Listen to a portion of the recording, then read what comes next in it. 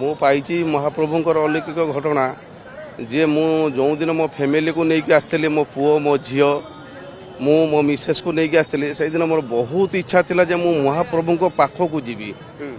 ବହୁତ ଭିଡ଼ ଥାଏ ସେଠୁ ଗୋଟେ ପଣ୍ଡା କହୁଥାନ୍ତି ତମେ କ'ଣ ମହାପ୍ରଭୁଙ୍କୁ ଯାଇ ପାଖକୁ ଯିବ? ମୁଁ କହିଲି ହଁ ପ୍ରଭୁ ମୁଁ ପାଖକୁ ଯିବା ପାଇଁ ବହୁତ ମୋର ଇଚ୍ଛା ଅଛି କିନ୍ତୁ ମୁଁ ପାଖକୁ ଯାଇକି ପ୍ରଭୁଙ୍କୁ ଟିକେ ଦର୍ଶନ କରିବି। ସେ କହୁଛନ୍ତି ଯେ ମୋତେ ପଇସା ଦିଅନ୍ତୁ ମୁଁ ଯିବି। ମୁଁ ତାଙ୍କୁ ପ୍ରଥମେ 100 ଟଙ୍କା ଦେଲି। ସେ କହିଲେ 3 ମୂର୍ତ୍ତିକି 300 ଟଙ୍କା ଦିଅନ୍ତୁ। ତଥାପି ମୁଁ ଦେଇଥିଲି ତା ଭିତରେ ମୋତେ ଆଉ ପଶେଇଲେ ନାହିଁ।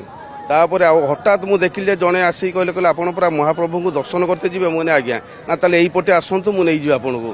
ମୋ ଦେହ ସେତିକାଳେ ଏତେ ଶୀତେଇ ଉଠିଲା ଯେ ମୋ ମିସେସ୍କୁ ମୋ ଛୁଆକୁ ସାଙ୍ଗେ ସାଙ୍ଗେ ଡାକିକି ମୁଁ ମହାପ୍ରଭୁଙ୍କ ପଛପଟେ ଦେଇକି ଚାରିକଡ଼ିଆ ଘୁରି ଆସିକି ପ୍ରଭୁଙ୍କୁ ଅନୁମତି କଲି। ମୁଁ ସେଇଠୁ ଭାବିଲି ସତରେ ପ୍ରଭୁ ଅଛି। ଭକ୍ତି ଥିଲେ ପ୍ରଭୁଙ୍କୁ ଅପାର କରୁଣା ଆଉ ପ୍ରଭୁଙ୍କୁ ଦର୍ଶନ ପାଇପାରିବେ।